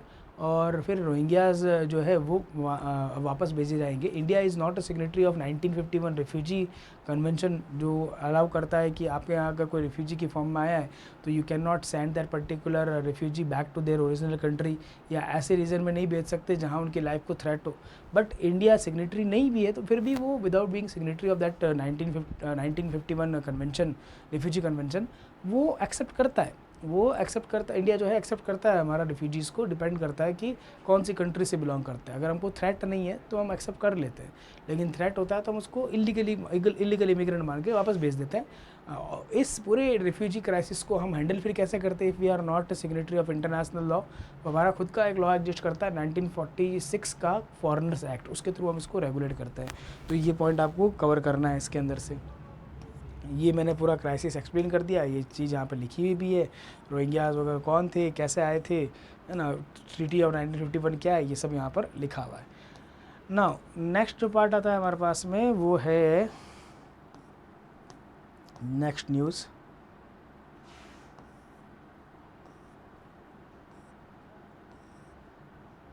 सिक्किम को 50 ईयर्स कंप्लीट हो गए बीइंग अ स्टेट, है ना। तो हो सकता है कि इसके ऊपर कुछ क्वेश्चन आपसे पूछ ले एग्जामिनर जो है, क्योंकि ये सिक्किम से रिलेटेड फैक्ट है, तो क्या पता आपके एग्ज़ाम में आ जाए, ठीक है ना। तो 50 ईयर्स है, कॉन्स्टिट्यूशन का पार्ट भी इसके अंदर आ सकता है। तो ये इंडिया का सेकेंड स्मॉलेस्ट जो है हमारा स्टेट है, फर्स्ट 100% ऑर्गेनिक स्टेट है। ये सब जो फैक्चुअल डेटा है वो यहाँ लिखा हुआ है, और हिस्ट्री भी मैंने यहाँ पे मेंशन कर दी ताकि आपको कुछ भी सर्च करने की रिक्वायरमेंट नहीं रहे। देखो, पास्ट में ये एक मोनार्की रीजन था, इंटायर जो सिक्किम था ना, वहाँ किंग का रूल था। ये टाइमलाइन लिख दी है 1642 से लेकर के 1975 तक। यहाँ पर एक हमारा जो है नाग्याल डायनेस्टी, जिसके किंग्स को चौगियाल्स कहते थे, किंग का टाइटल है चौगियाल्स, वो रूल करते थे, जिसके फर्स्ट किंग लास्ट किंग दोनों लिखे हुए। बाद में क्या हुआ, ब्रिटिशर्स के साथ इनका एक एग्रीमेंट हुआ आफ्टर एंग्लो गोरखा वॉर, वो भी लिखा हुआ है यहाँ पर। और वो पर्टिकुलर जो स्टेट है सिक्किम जो है बफर स्टेट बन जाता है बिटवीन चाइना एंड हमारा जो है वो नेपाल, क्योंकि वो इम्पॉर्टेंट था, चाइना नेपाल का कॉन्फ्लिक्ट था, तो वो चाहते थे कि कोई बफर स्टेट हो। तो ब्रिटिश को लगा कि सिक्किम जो है वो बफर स्टेट बन सकता है, जिससे हम अपने पर्टिकुलर चाइना के टेरिटोरियल एक्सपांसन को रोक सकते हैं। तो ऐसा ट्रीटी साइन कर लिया। तो वो सिक्किम के साथ ट्रेड वगैरह करते थे, उसको प्रोटेक्ट वगैरह करते थे कि ठीक है सिक्किम छोटा सा पर्टिकुलर तो रीजन है, अपने आप को क्या प्रोटेक्ट करेगा। तो उन्होंने एक ट्रीटी साइन कर दी, जिसके थ्रू ब्रिटिशर जो है वो प्रोटेक्शन प्रोवाइड करेंगे। बाद में ब्रिटिशर तो चले गए, है ना। तो इंडिया और सिक्किम ने एक पर्टिकुलर ट्रीटी साइन करी जिससे सिक्किम को अब प्रोटेक्शन जो है वो इंडिया प्रोवाइड करेगा, यानी कि ट्रेड वगैरह चलता रहेगा, वो अपने अकॉर्डिंगली डील करे, फॉरेन रिलेशंस वगैरह सब कुछ, लेकिन जब प्रोटेक्शन की बात आएगी, डिफेंस की बात आएगी, तो इंडिया जो है उसको प्रोटेक्शन प्रोवाइड करेगा। यानी कि सिक्किम जो है पार्ट नहीं था हमारा, लेकिन वी प्रोमिस्ड कि ठीक है हम आपको प्रोटेक्शन प्रोवाइड करेंगे। लेकिन लेटर ऑन क्या हुआ, यहाँ पे थोड़ा प्रोटेस्ट हुआ अगेंस्ट द रूल्स, और उन्होंने अपने नए कॉन्स्टिट्यूशन के अंदर बिल्कुल क्लियर कह दिया कि जो है हमारे इंडिया के साथ रिलेशंस को और स्ट्रॉन्ग करना चाहिए। बाय सीइंग दैट वहाँ पर प्रोटेस्ट भी होते हैं कि हम ऐसा क्यों पर्टिकुलर चीज़ नहीं करें, करना चाहिए हमको, वहाँ रेफरेंडम होता है, फिर वो कहता है कि एक काम करो, मोनार्की को एबॉलिश करो, हमको इंडिया के साथ ही मिला दो।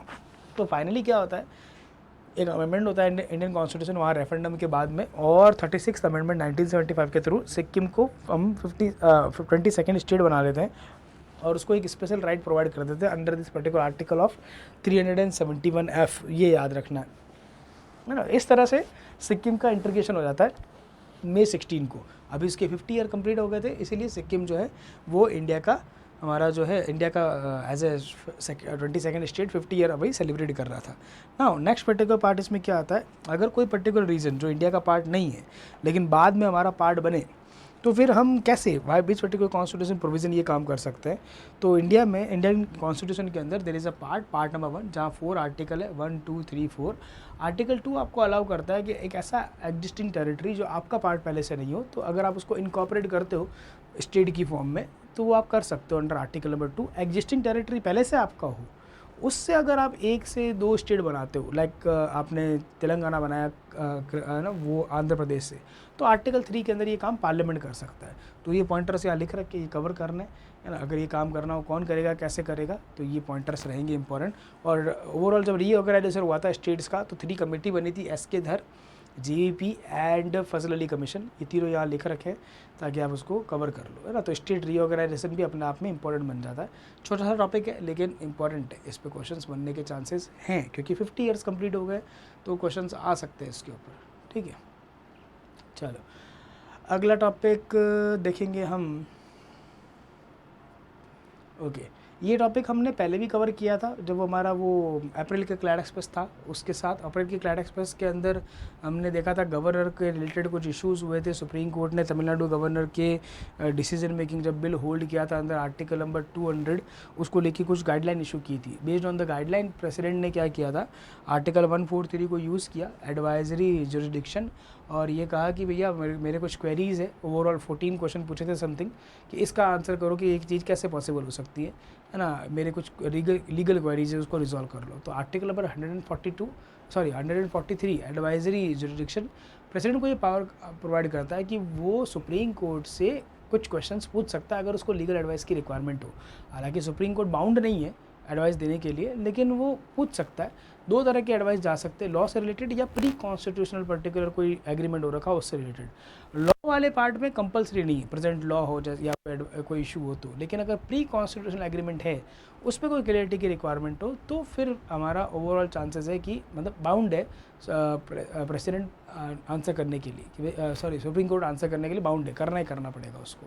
तो यहाँ पर ये जो इशू रेज़ हुआ था सेपरेशन ऑफ पावर के प्रिंसिपल के अकॉर्डिंग जो रेज़ हुआ, तो वहाँ सुप्रीम कोर्ट ने कुछ क्वेश्चंस पूछे। अब देखते हैं सुप्रीम कोर्ट क्या आंसर करता है, लेकिन पास्ट में भी इस तरह की पावर्स को यूज़ किया है प्रेसिडेंट ने, उसी का रेफरेंस यहाँ दे रखा है कि कब कब किया, कैसे कैसे किया। ये वो आर्टिकल थे जो न्यूज़ में थे, ये कुछ इंपॉर्टेंट क्वेश्चंस थे जो पूछे, लीगल में काम आ सकता है। 143 क्या है ये यहाँ पर बता दिया, कब यूज़ नहीं किया, मना कर दिया, तब ये पॉइंट है, और ये कुछ वो एग्जांपल है जहाँ यूज़ किया था, ठीक है ना। तो प्रेसिडेंशियल रेफरेंस जो है वो क्लियरिटी को शो करते हैं कि हाँ ठीक है, कभी कोई कॉन्फ्लिक्ट हो बिटवीन एग्जीक्यूटिव जुडिशरी, तो फिर प्रेसिडेंट इस पावर को यूज़ करके हमारा जो है उसको रिजॉल्व कर सकता है एज सुन एज पॉसिबल। तो छोटा सा टॉपिक है, बट इसको वो अप्रैल के टॉपिक के साथ कवर करना तो आराम से समझ में आएगा। हमने अप्रैल के 1 शॉट में भी उसको डिस्कस किया था। ऑपरेशन सिंदूर पहलगाम के साथ ऑलरेडी डिस्कस हो चुका है हमारा, तो आई डोंट थिंक ज़्यादा कुछ रिक्वायर्ड है आपको इसके अंदर कवर करने की। जब मैंने पहलगाम एक्सप्लेन किया था तो ऑपरेशन सिंदूर भी वहाँ एक्सप्लेन कर दिया था, और there is a video available on operation Sindoor, अलग से अवेलेबल है ना। पंकज सर ने लिया होगा 47 से 1947 टू पहलगाम, ऐसा कुछ करके। तो ऑपरेशन सिंदूर हम ऑलरेडी एक्सप्लेन कर चुके हैं, this is why I am not taking it again.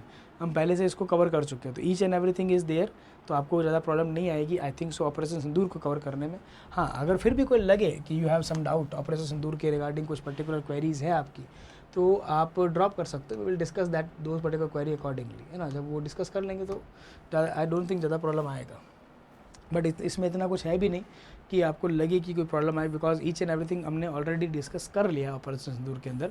सारा बैकग्राउंड पास्ट का जो पार्ट है वो सब भी इसके अंदर मेंशन है। तो टॉपिक इंपॉर्टेंट है, पढ़ना है इसको अच्छे से, कोई पार्ट आपका मिस नहीं होना चाहिए इस वाले टॉपिक से, ठीक है। नेक्स्ट पार्ट आता है हमारे पास में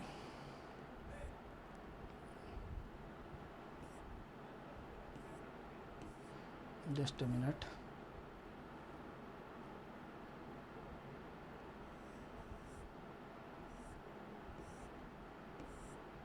अगला टॉपिक है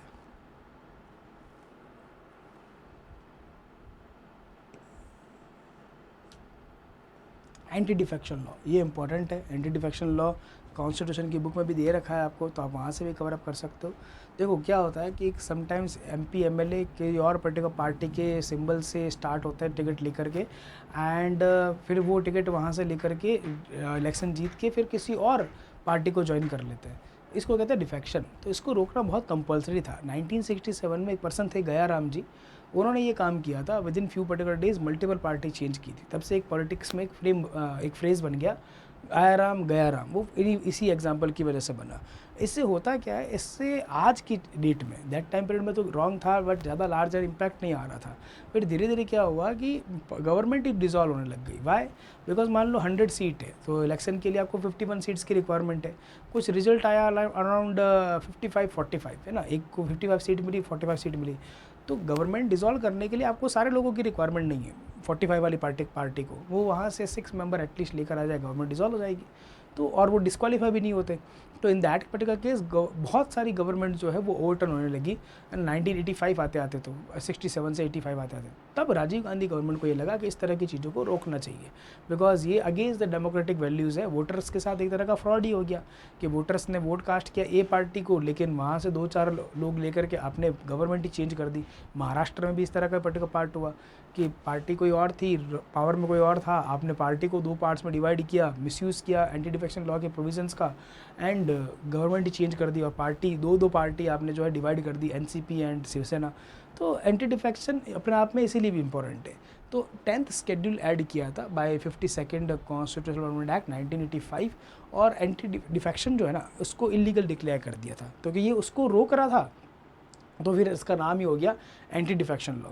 तो एंटी डिफेक्शन कब कब अलाउड है, कब कब नहीं, मतलब कब कब ये एप्लीकेबल होगा, ये जानना जरूरी है, ठीक है ना। तो ये प्रोविजंस मेंशन है एंटी डिफेक्शन वाले पर्टिकुलर पार्ट। कुछ कॉन्स्टिट्यूशनल प्रोविजन भी है, कब कब आप डिस्क्वालीफाई होगी वो लिख दिया है। Main important part anti defection वाला पार्ट आता है। तो इसमें फ्यू कंडीशंस आर देयर। एक मेंबर वॉलंटरीली अपनी मर्जी से पार्टी छोड़ दे तो भी डिस्क्वालीफाई हो जाएगा, बिकॉज आप एमपी एमएलए बने थे एक पार्टी के सिंबल से, now you are living that particular party, ठीक है, अपनी मर्जी से अपने विल से कर रहे हो, बट यू आर डिस्क्वालीफाइड। अगर आप वोटिंग के टाइम पीरियड में एब्सेंट हो या एक्ट करते हो against the party decision, party ने कहा फेवर में वोट करना है, आपने अगेंस्ट में कर दिया, पार्टी सेट किया आपको अगेंस्ट में करना है, आपने फेवर में वोट कर दिया, तब भी डिस्क्वालीफाई हो जाओगे। अगर कोई इंडिपेंडेंट मेंबर, जिसको हम निर्दलीय कहते हैं ना, not belonging to any particular party, वो अगर कोई पॉलिटिकल पार्टी ज्वाइन कर ले आफ्टर विनिंग द इलेक्शन तो भी डिस्क्वालीफाई, बिकॉज वोटर ने वोट किया था, बिकॉज वो किसी पार्टी से बिलोंग नहीं करता, जीतने के बाद उसने पार्टी वापस ज्वाइन कर लिया तो डिस्क्वालीफाई हो जाएगा। और नॉमिनेटेड मेंबर जो होता है, राज्यसभा में 12 nominated members are there as of now, वो अगर पार्टी ज्वाइन करने के इलेक्शन जीतने के 6 मंथ बाद में कोई पार्टी ज्वाइन कर ले, है ना, तो फिर वो डिस्क्वालीफाई हो जाएगा। हाँ, अगर वो विद इन 6 मंथ ये काम करता है तो कोई दिक्कत नहीं है, लेकिन आफ्टर 6 मंथ ये काम करे वो joining from the date of nomination, तो फिर वो डिस्क्वालीफाई हो जाएगा। ये याद रखना है आपको। डिस्क्वालीफाई कब नहीं होगा, ओरिजिनल एक्ट के अकॉर्डिंग अगर 1/3 member of that particular party change कर रहे हैं तो डिस्क्वालीफाई नहीं होगा, लेकिन 1/3 भी बहुत ईजी हो गया, तो हमने 91st अमेंडमेंट के थ्रू कर दिया 2/3 कि अगर मान लो आपने 55 सीट जीती है इन दैट इलेक्शन, तो 2/3 लोग अगर दूसरी पार्टी में जाएंगे 45 वाली पार्टी के पास तो फिर डिस्क्वालीफाई नहीं होगा। तो 2/3 तो लार्जर नंबर होता है, आजकल तो भी पॉसिबल है, महाराष्ट्र के अंदर वही हुआ था, बट लॉ में लिखा था हमने कि वो डिस्क्वालीफाई नहीं होंगे। और कौन डिसाइड करता है डिस्क्वालीफाई नॉन डिस्क्वालीफाई वाला पार्ट? हमारा presiding officer of that house, यानी लोकसभा है तो स्पीकर के पास ये पावर अवेलेबल है कि वो डिस्क्वालीफाई करना है कि नहीं करना है। तो कई बार क्या होता है, अगर रूलिंग पार्टी को बेनिफिट हो रहा हो और स्पीकर भी रूलिंग पार्टी से ही होता है तो खास प्रॉब्लम होता नहीं है, वो उसको जो है अलाउ कर देते हैं, डिस्क्वालीफाई भी नहीं करते। महाराष्ट्र में इसीलिए तो डिस्क्वालीफाई नहीं हुए, है ना। तो रोल ऑफ गवर्नर भी जो है वो थोड़ा कंट्रोवर्शियल बन जाता है। सुप्रीम कोर्ट की ये डिसीजंस भी हैं कुछ डिस्क्वालीफिकेशन के रिगार्डिंग, ये आप कवर कर लीजिएगा। आई थिंक सो कोई डाउट आए तो मुझसे पूछ लेना, है ना। ये ओवरऑल टॉपिक है लेकिन इंपॉर्टेंट है, इस तरह की चीज़ें होती रहती है। इलेक्शन है तो और होगी, बिहार के अंदर जो इलेक्शन है उसके आसपास यू विल सी कि मल्टीपल लोग जो है पार्टीज चेंज करेंगे, तो वो आप अच्छे से कवर कर लें ताकि कोई पार्ट आपका मिस नहीं हो जाए। ओके नाउ, ये अमेरिका का एक पर्टिकुलर बिल है जिसको लेके बहुत कंट्रोवर्सी हुआ था, क्योंकि उसके बाद में जो है डोनाल्ड ट्रंप एडमिनिस्ट्रेशन से रिज़ाइन भी दे दिया एलन मस्क ने, due to these particular issues only जो इसमें मेंशन थे। तो ये बिल का नाम ही उन्होंने ऐसा अच्छा रखा है, क्या कर सकते हैं, डोनाल्ड ट्रंप है वो कुछ भी कर सकते हैं, तो उन्होंने नाम रखा है वन बिग ब्यूटीफुल बिल, है ना। एक बहुत बड़ा खूबसूरत सुंदर बिल है हमारा। सुंदर बिल क्या होता है वो तो वही बता सकते हैं, बट उन्होंने ये बिल जो है हमारा अभी रिसेंटली पास किया, जो अमेरिका के लिए उनका कहना है बहुत बेनिफिशियल रहेगा। क्या क्या किया, डिफेंस सेक्टर के अंदर जो है वो इन्वेस्टमेंट को इंक्रीज़ कर दिया कि हम ड्रोन्स वगैरह बनाएंगे, वो भी मैरी टाइम सिक्योरिटी को ध्यान में रखते हुए, under water drones, under water UAE, इस तरह की चीज़ें यूएवी वगैरह बनाएंगे और उसका यूज़ करेंगे। मैक्सिको यूएस जो बॉर्डर है हमारा उसको प्रोटेक्ट करने के लिए बॉर्डर सिक्योरिटी के अलग से पैसा दिया है उन्होंने। और ओवरऑल जो है एनुअली जो उनको सॉरी डिपोर्टेशन वाला जो पर्टिकुलर पार्ट था, मतलब जो इलीगल लोग आ रहे हैं एनुअली, उसको वो लोग वापस रिपोर्ट करेंगे। उसके लिए टारगेट है कि 1 मिलियन लोगों को हम एनुअली वापस भेजेंगे। तो वो इन्होंने डिफेंस एक्ट के इम्प्रूवमेंट के लिए किया। एजुकेशन के लिए ये मेंशन कर दिया कि जो ग्रांट्स वगैरह मिलती थी, मतलब ओवरऑल जितना पैसा मिलता था एजुकेशन को प्रमोट करने के लिए, उसमें वोकेशनल एजुकेशन पे स्किल डेवलपमेंट के लिए हम लोग वर्क करेंगे अकॉर्डिंगली। और जो ग्रेजुएट स्टूडेंट्स को लोन वगैरह मिलता था, वो सब्सिडी वगैरह जो सब्सिडाइज लोन मिल रहा था, सस्ता लोन, वो एंड कर दिया, है ना। इससे रेवेन्यू इंक्रीज़ हो जाएगा उनका। फिर हेल्थ केयर के अंदर जैसे हमारा यहाँ पर आयुष्मान भारत वगैरह रन करता है, डॉक्टर ने लिखा तो वेरिफिकेशन इज़ रिक्वायर्ड, तो वहाँ भी वर्क करता है मेडिकल एड प्रोग्राम। तो अगर किसी डॉक्टर ने लिखा है कोई प्रिस्क्रिप्शन तो आप उसको वेरीफाई भी करोगे। क्या होता है, इलीगल जो इमिग्रेंट्स होते हैं वो भी फेक आईडी कार्ड बनवा करके उसका बेनिफिट ले लेते हैं, कोई स्लिप बनवा लिया किसी से पैसा दे करके। वेरीफाई करना इज़ कंपलसरी, क्योंकि अगर वो वहाँ का सिटीजन होगा तो ही उसके पास उस कार्ड का, उस स्कीम का बेनिफिट होगा, अदरवाइज़ नहीं होगा। इस पर्पज़ के लिए उन्होंने यहीं पर ये चीज़ की है यहाँ पर। फिर नेक्स्ट पार्ट है टैक्स पॉलिसी, ये मेजर चेंजेस किया है। चाइल्ड टैक्स जो है वो थोड़ा इंक्रीज़ कर दिया है ना। उसके अलावा जो यहाँ पर एक टैक्स लगता है जिसको सॉल्ट कहते हैं, स्टेट एंड लोकल टैक्स, जो वहाँ के डेवलपमेंट के लिए आया, तो उसके ऊपर भी जो है थोड़ा बहुत इंक्रीमेंट देखने को मिला है। सेविंग अकाउंट वगैरह जो थे उसको लेकर के एक स्कीम ऑफ़र की है कि पर चाइल्ड को $1000 जो है हम ऑफ़र करेंगे। जैसे हमारे यहाँ पर पैसा देते हैं, है ना, वुमेंस को वुमेन एम्पावरमेंट के नेम पर, चाइल्ड डेवलपमेंट के नेम पर, वैसे यहाँ पर ये एक सेविंग स्कीम ओपन की है। और रेमिटेंस कट को रेमिटेंस टैक्स लगा दिया जो उनके लिए बेनिफिशियल है। मतलब जो भी पैसा यूएसए से हेयर एंड देयर जा रहा है, मेजरली इंडिया में आ रहा है, उस पैसे पे भी वो टैक्स लगाएंगे, जिससे हमारे पास जो पैसा आएगा वो अमाउंट रिड्यूस होगा, उनके पास टैक्स की फॉर्म में जाएगा। तो ये उनके लिए बहुत बेनिफिशियल है। और एआई को लेकर के उन्होंने सेंट्रलाइज रूल बनाया है कि स्टेट के लॉ जो है वो फेडरल पॉलिसी के अंडर रहेंगे। 10 ईयर का एक एमओयू साइन किया है। तो क्योंकि अमेरिका में फेडरल सिस्टम है, तो यूएस का स्टेट और यूएस के जो फेडरल्स है वो एक दूसरे के साथ अगर कॉपरेटिव वे में काम करेंगे तो उसके लिए भी एग्रीमेंट की रिक्वायरमेंट है।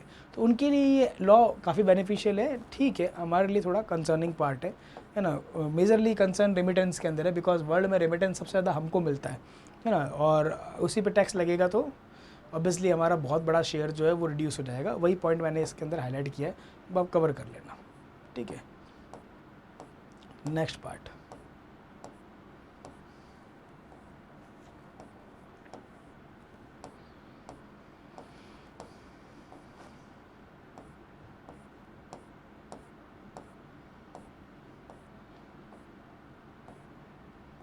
बिटकॉइन ब्रेक अच्छा, इसकी प्राइसिंग के रिगार्डिंग ये टॉपिक है। एक जीनियस एक्ट आया था अमेरिका का, बिकॉज अगर आपको याद हो किसी मार्च की या फैब की क्लैड एक्सप्रेस के अंदर there was a topic US strategic crypto reserve, है ना, US backed, US government backed, federal backed एक क्रिप्टो रिजर्व बनाया जिसमें वो 5 करेंसीज़ को प्रमोट करेंगे एंड प्रोटेक्ट करेंगे ताकि उनकी प्राइसिंग में टू मच फ्लक्चुएशन नहीं आए, क्योंकि नॉर्मली जो क्रिप्टो करेंसी होती है वो गवर्नमेंट बैक्ड नहीं होती, सेंट्रल बैंक बैक्ड नहीं होती, तो उसकी प्राइसिंग डिमांड के according up and down too much जाती है, जैसे अभी चला गया था।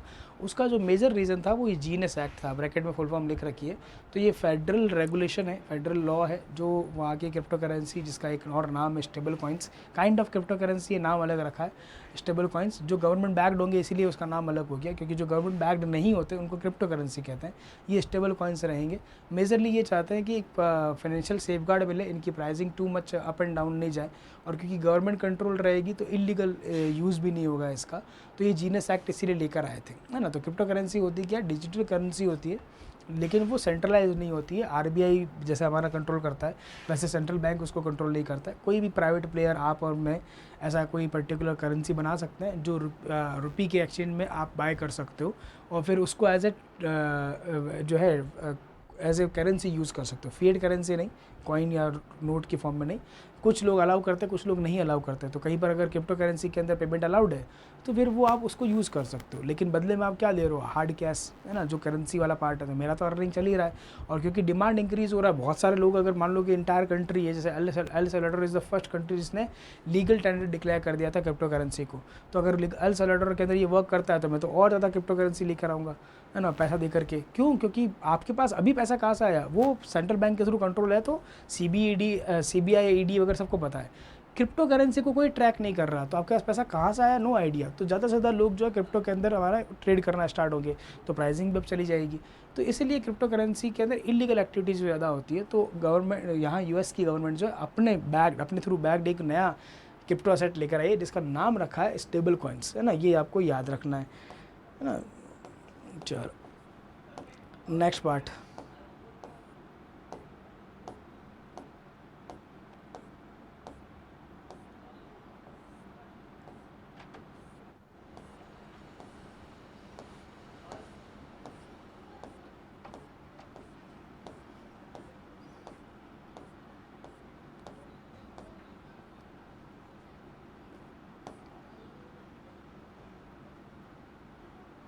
अगला टॉपिक जो है वो है India UK free trade agreement. अभी इंडिया यूके का जो फ्री ट्रेड एग्रीमेंट है वो बहुत ईयर से निगोशिएट कर रहे थे हम यूके के साथ में।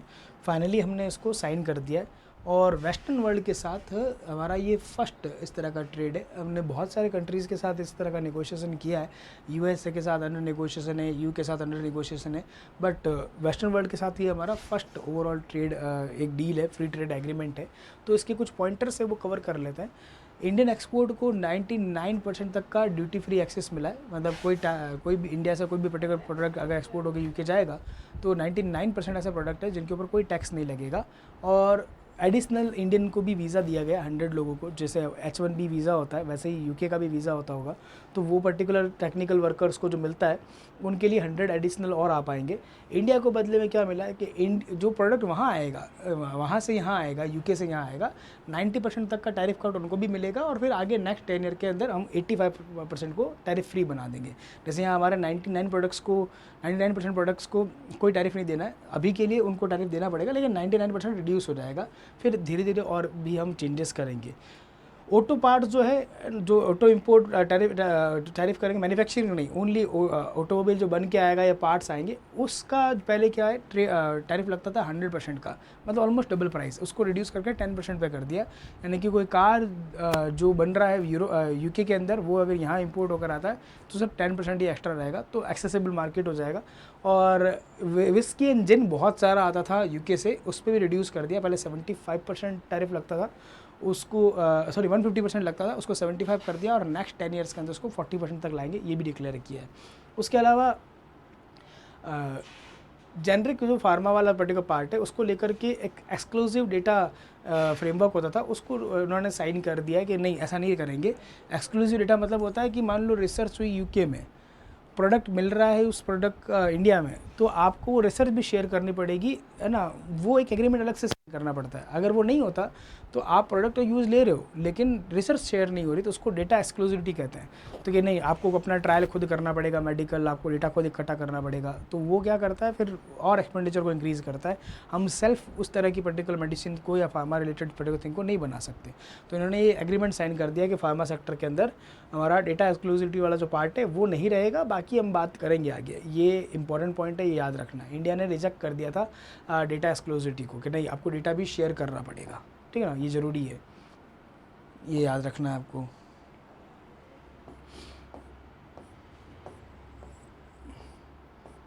आगे नेक्स्ट आता है हमारे पास में फ्री ट्रेड एग्रीमेंट क्या होता है। ये तो हमने कई बार डिस्कस कर लिया, तो आप आराम से कवर कर सकते हो। अगला टॉपिक देख लेते हैं।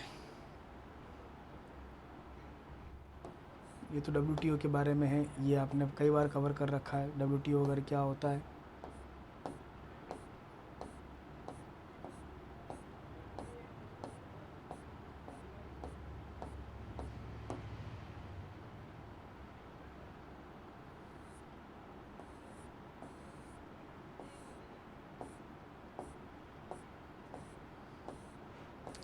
हाँ, अगला टॉपिक है RBI का इकोनॉमिक कैपिटल फ्रेमवर्क। अब एक्चुअली क्या होता है, RBI के बहुत सारे अर्निंग सोर्सेस होते हैं। RBI भी अर्न करता है, बिकॉज RBI भी क्या देता है, लोन्स वगैरह देता है बैंक्स को, तो उसके बदले में इंटरेस्ट रेट आएगा।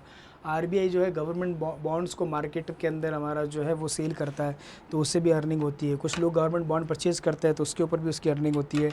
RBI डॉलर को सेल करके भी कुछ ना कुछ पैसा अर्न करता है। लेकिन ये जो इंटायर RBI का रेवेन्यू है वो RBI अपने पास नहीं रख सकता।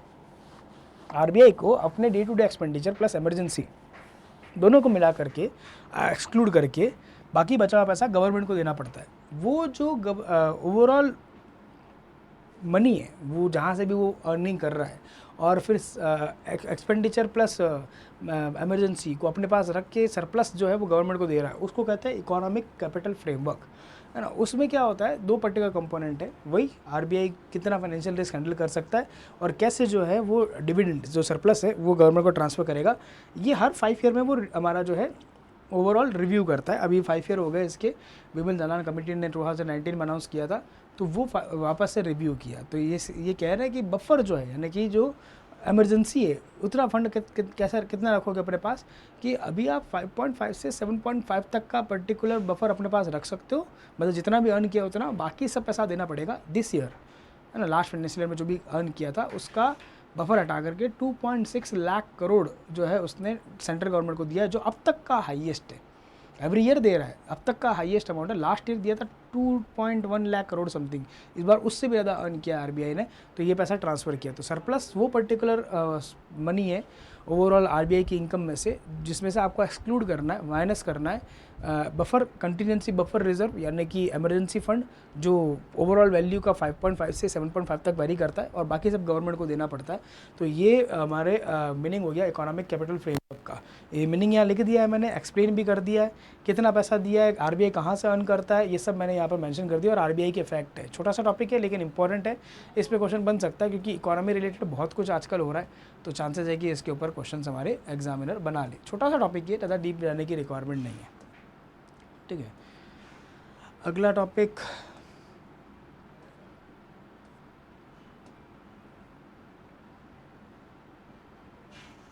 न्यूक्लियर वाला पार्ट है। न्यूक्लियर टेस्ट किया था, न्यूक्लियर रिलेटेड मैं ऑलरेडी बता चुका हूँ, है ना। आपको NPT बता दिया है मैंने, है ना, CTBT वगैरह सब कवर कर लिया है। बस एक्स्ट्रा क्या करना है, न्यूक्लियर टेस्ट कब किया था, तो first nuclear test Paling Buddha था 74 में, सेकंड था हमारा 1998 के अंदर May 11 को we are celebrating science day, sorry technology day, national technology day. Science day तो हम 28 Feb को सेलिब्रेट करते हैं, है ना, तो वो सेलिब्रेट करते हैं। तो इसके अभी May 11 आके गया तो टेक्नोलॉजी डे हमने सेलिब्रेट किया, तो इस वजह से वो न्यूज़ में था, वो कवर करना है। तो वो पूरा पार्ट, और साइंस में अब तक क्या क्या अचीवमेंट है और गवर्नमेंट की स्कीम कौन सी आई है वो लिखा हुआ पार्ट है, वो आपको कवर करना है। न्यूक्लियर वाला पार्ट हम पहले से प्रीवियस पर्टिकुलर किसी टॉपिक में डिस्कस कर लिया है हमने, तो वापस से उसको कवर करने की कोई रिक्वायरमेंट नहीं है ना।